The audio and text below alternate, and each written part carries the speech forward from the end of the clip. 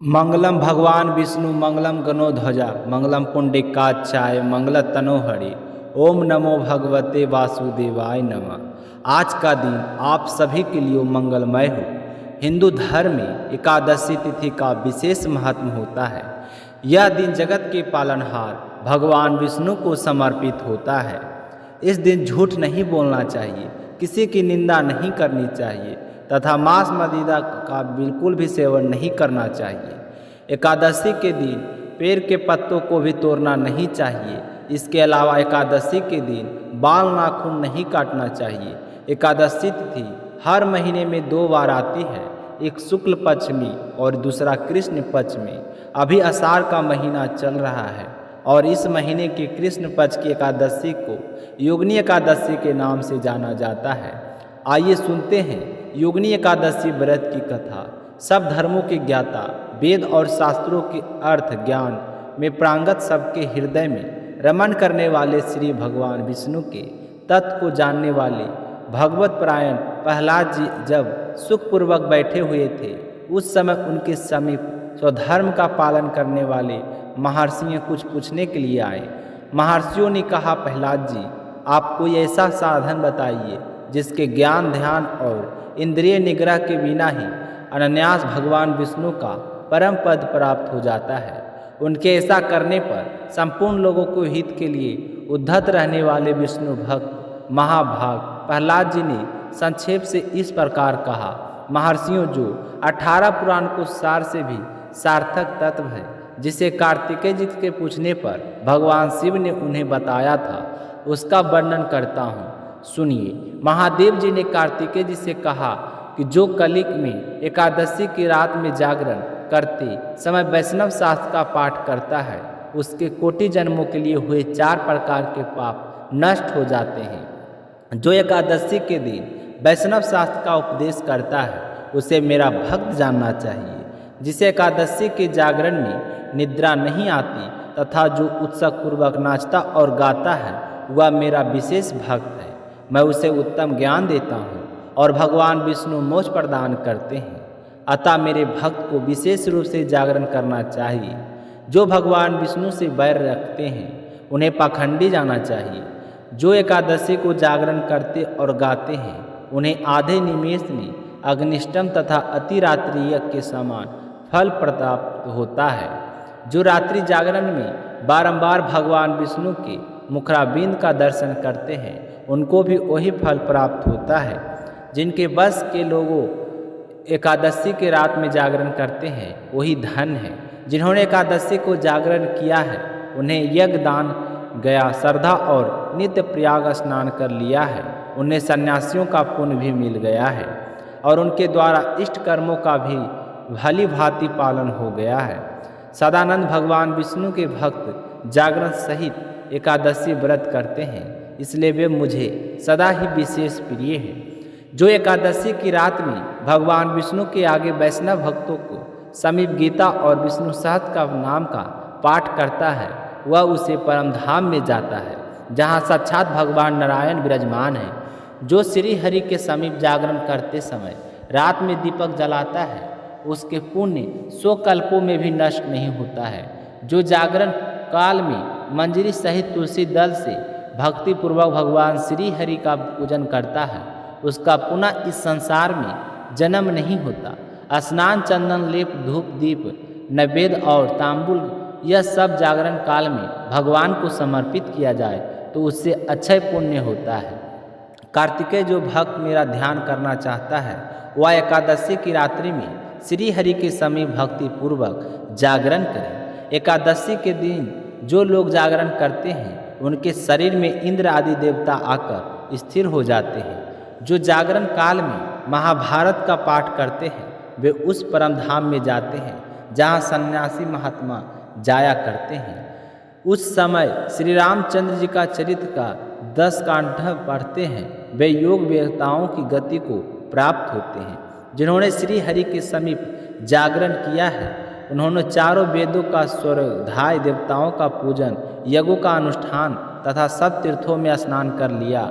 श्री कृष्ण से बढ़कर कोई देवता नहीं और एकादशी व्रत के समान दूसरा कोई व्रत नहीं। जहाँ भगवान शास्त्र है, भगवान विष्णु के लिए जहाँ जागरण किया जाता है और जहाँ शालिग्राम शिला स्थित होती है वहाँ साक्षात भगवान विष्णु उपस्थित होते हैं। योगिनी एकादशी व्रत की कथा के अनुसार धर्मराज युधिष्ठिर ने भगवान श्री कृष्ण से कहा कि हे द्वारकाधीश, मैंने ज्येष्ठ महीने की शुक्ल पक्ष की निर्जला एकादशी की कथा सुनी है। आप कृपया करके आषाढ़ महीने की कृष्ण पक्ष की एकादशी को कथा सुनाइए। इस एकादशी का नाम तथा महात्म्य क्या है, सो आप मुझे विस्तार पूर्वक बताइए। भगवान श्री कृष्ण ने कहा, हे युधिष्ठिर, आषाढ़ मास की कृष्ण पक्ष की एकादशी का नाम योगिनी एकादशी है। इसके व्रत से सभी पाप नष्ट हो जाते हैं। यह व्रत इस लोक में भोग तथा परलोक में मुक्ति देने वाला है। हे युधिष्ठिर, यह एकादशी तीनों लोगों में प्रसिद्ध है। इसके व्रत से सभी पाप नष्ट हो जाते हैं। तुम्हें मैं पुराण से मैं कही हुई कथा सुनाता हूँ, ध्यान पूर्वक श्रवण करो। कुबेर नाम का एक राजा अलकापुरी नाम की नगरी में राज करता था। वह बहुत बड़ा शिव भक्त था। उसका हेममाली नामक एक यक्ष सेवक था जो पूजा के समय फूल लाया करता था। हेममाली की विशालक्षी नाम की अति सुंदर स्त्री थी। एक दिन वह मान सरोवर से पुष्प लेकर आया, किंतु कमा सप्त होने के कारण पुष्पों को रखकर अपनी स्त्री के साथ श्रवण करने लगा। इस भोग विलास में दोपहर हो गई। हेममाली की राह देखते देखते जब राजा कुबेर को दोपहर हो गई, तब उसने क्रोधपूर्वक अपने सेवकों को आज्ञा दी कि तुम लोग जाकर पता लगाओ कि हेममाली अभी तक पुष्प लेकर क्यों नहीं आया। जब सेवकों ने उसका पता लगा लिया तो राजा के पास जाकर बताया कि हे राजन, वह हेममाली अपनी स्त्री के साथ रमण कर रहा है। इस बात को सुनकर राजा कुबेर ने हेममाली को बुलाने की आज्ञा दी। डर से कांपता हुआ हेममाली राजा के सामने उपस्थित हुआ। उसे देखकर कुबेर को अत्यंत क्रोध आया और उसके होठ फरफराने लगे। राजा ने कहा, अरे अधर्म, तूने मेरे परम पूजनीय देवों के देव भगवान शिव जी का अपमान किया है। मैं तुझे श्राप देता हूँ कि तू स्त्री के विमोग में तड़पे और मृत्यु लोक में जाकर कोढ़ी का जीवन व्यतीत करे। कुबेर के श्राप से वह तत्क्षण स्वर्ग से पृथ्वी पर आ गिरा और कोढ़ी हो गया। उसकी स्त्री भी उसे बिछड़ गई। मृत्यु लोक में आकर उसने अनेक भयंकर कष्ट भोगे, किंतु शिव जी की कृपा से उसकी बुद्धि मलिन ना हुई और उसे पूर्व जन्म की भी स्मृति बनी रही। अनेकों कष्टों को भोगता हुआ तथा अपने पूर्व जन्म के कुकर्मों को याद करता हुआ वह हिमालय पर्वत की तरफ चल पड़ा। चलते चलते वह मार्कंडेय ऋषि के आश्रम में जा पहुंचा। वहाँ ऋषि अत्यंत वृद्ध तपस्वी थे। वह दूसरे ब्रह्मा के समान प्रतीत हो रहे थे और उनका वह आश्रम ब्रह्मा की सभा के समान शोभा दे रहा था। ऋषि को देखकर हेममाली वहाँ गया और उन्हें प्रणाम करके उनके चरणों में गिर पड़ा।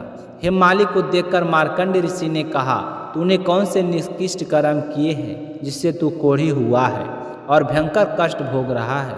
महर्षि की बात सुनकर हेममाली बोला, हे मुनि श्रेष्ठ, मैं राजा कुबेर का अनुचर था। मेरा नाम हेमामाली है।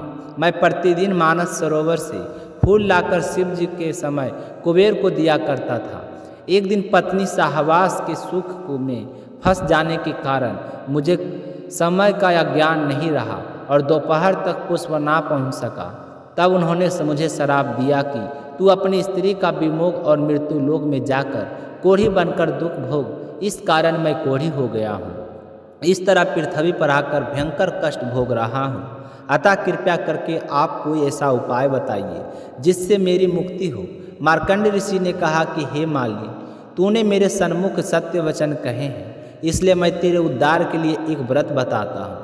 यदि तू आषाढ़ मास की कृष्ण पक्ष की योगिनी नामक एकादशी का विधि पूर्वक व्रत करेगा तो तेरे सभी पाप नष्ट हो जाएंगे। ऋषि के वचन सुनकर हेमामाली अत्यंत प्रसन्न हुआ और उनके वचनों के अनुसार योगिनी एकादशी का विधान पूर्वक व्रत किया। इस व्रत के प्रभाव से वे अपने पुराने स्वरूप में आ गया और अपने स्त्री के साथ सुखपूर्वक रहने लगा। हे राजन, इस योगिनी एकादशी की कथा का फल 88,000 ब्राह्मणों को भोजन कराने के बराबर है। इसके व्रत से सभी पाप नष्ट हो जाते हैं और अंत में मोक्ष धाम प्राप्त करके प्राणी स्वर्ग का अधिकारी बनता है। तो प्रेम से बोलिए भगवान विष्णु की जय हो, श्री कृष्ण भगवान की जय हो। समस्त देवी देवताओं की जय हो। एकादशी के दिन एकादशी व्रत की कथा की 11 माता की कथा भी अवश्य सुननी चाहिए, इससे व्रत का पुण्य फल प्राप्त होता है। तो आइए सुनते हैं 11 माता की कथा।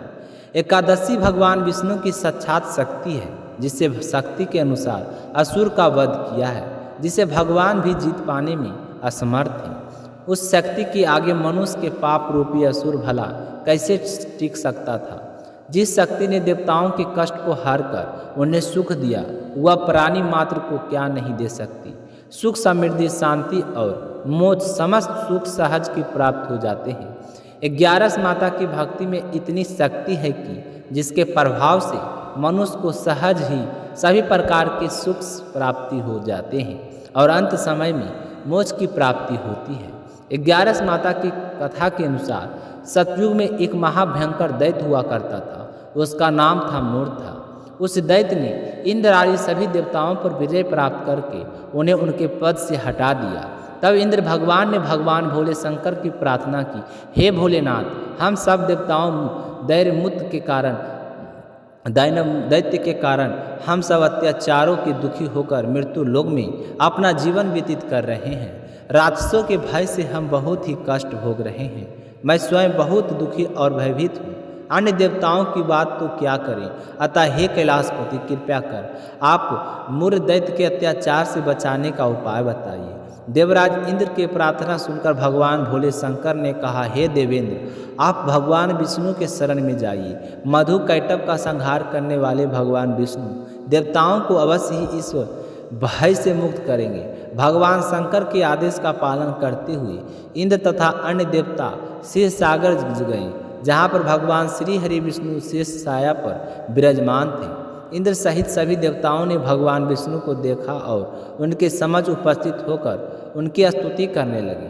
वे कहने लगे कि हे तीनों लोगों के स्वामी, आप स्तुति करने योग्य हैं। हम सभी देवताओं को आपको कोटि कोटि प्रणाम है। हे दैत्यों के संहारक, हम आपकी शरण में हैं, आप हमारी रक्षा करें। हे त्रिलोकपति, हम सभी देवता दैत्यों के अत्याचार से भयभीत होकर आपकी शरण में आए हैं। इस समय दैत्यों ने हमें स्वर्ग से निकाल दिया है और हम सभी देवता बड़ी ही दयनीय स्थिति में मृत्यु लोक में विचरण कर रहे हैं। अब आप ही हमारे रक्षक हैं, हमारी रक्षा करें। जगन्नाथ, आप हमारी रक्षा करें। देवताओं की करुण पुकार सुनकर भगवान श्री हरि बोले, हे देव गणों, कौन सा दैत्य है जिसने देवताओं को जीत लिया है। आप सभी देवें इसके भय से पृथ्वी लोक में भटक रहे हैं। क्या वह दैत्य इतना बलवान है जिसने इंद्र सहित सभी देवताओं को जीत लिया है? तो निर्भय होकर मुझे सब हाल बताओ।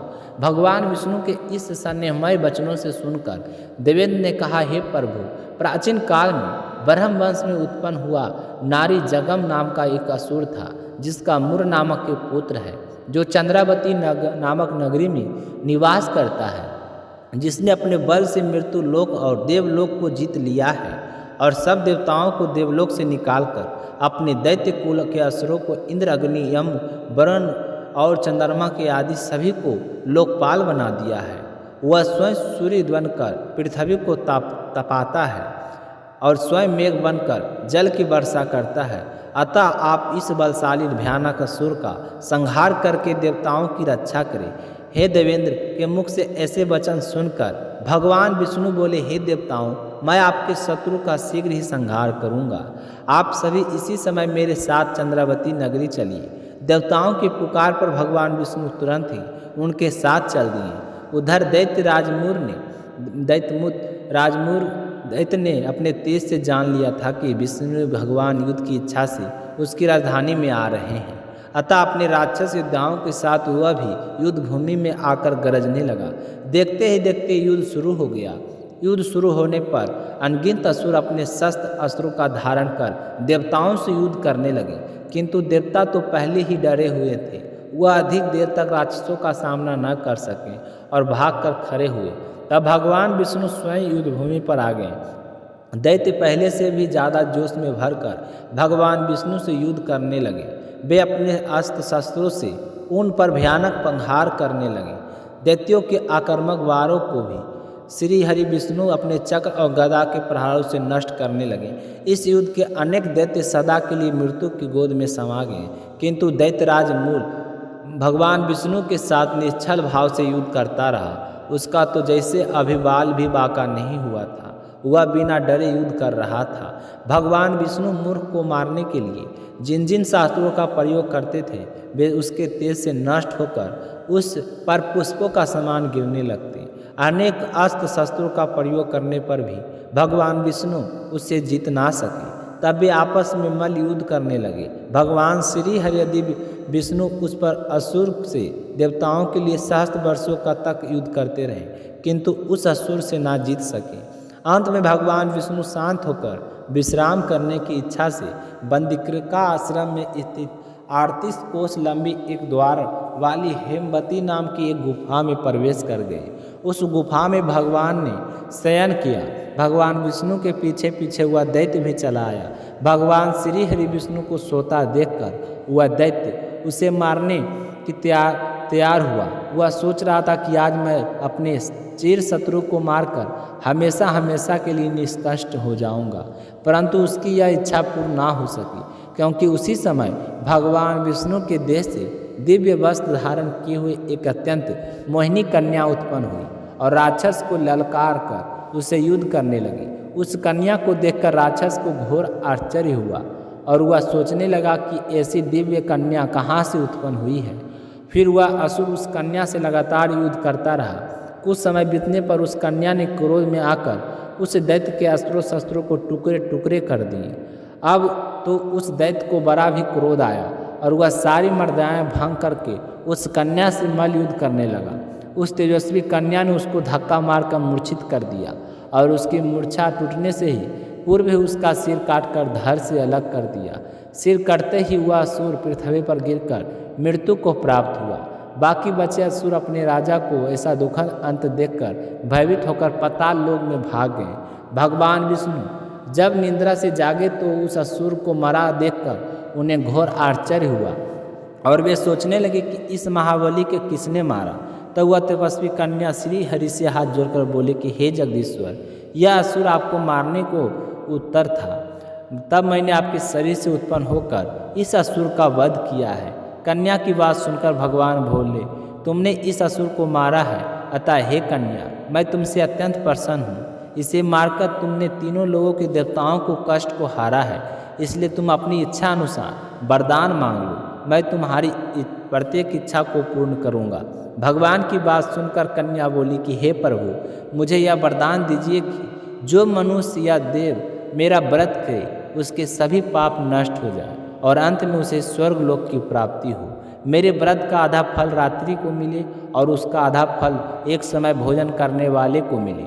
जो श्रद्धालु भक्तिपूर्वक मेरे व्रत को करे वे निश्चय ही वैकुंठ लोक को प्राप्त करे।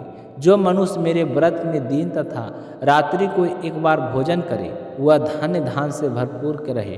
कृपया करके मुझे ऐसा वरदान दीजिए। भगवान श्री हरि विष्णु ने कहा, हे कन्या, ऐसा ही होगा। मेरे और तुम्हारे भक्त एक ही होंगे और अंत में संसार में प्रसिद्धि को प्राप्त होकर मेरे लोक को प्राप्त करेंगे। हे कल्याणी, तुम एकादशी को पैदा हुई है, इसलिए तुम्हारा नाम भी एकादशी हुआ है। तथा जो मनुष्य इस दिन व्रत करेंगे उनके समस्त पाप समूह नष्ट हो जाएंगे। तुम मेरे लिए अब तीज, अष्टमी, नवमी और 14 से भी अधिक प्रिय हो। तुम्हारे व्रत का फल सब तीर्थों के फल से भी महान होगा। यह मेरा कष्ट कथन है। इतना कहकर भगवान श्री हरि विष्णु उसी स्थान पर अंतर ध्यान हो गए। अब आप सभी भक्तगण हाथ जोड़कर भगवान श्री हरि का ध्यान करें और कमेंट बॉक्सों में लिखे जय जय विष्णु भगवान जरूर लिखें। एकादशी माता की जय हो जरूर लिखें। मिलते हैं अगली वीडियो में, तब तक अपना ख्याल रखिएगा और मीनू भक्ति चैनल को सब्सक्राइब नहीं किए हैं तो चैनल को सब्सक्राइब जरूर कीजिएगा। मिलते हैं नेक्स्ट वीडियो में। धन्यवाद।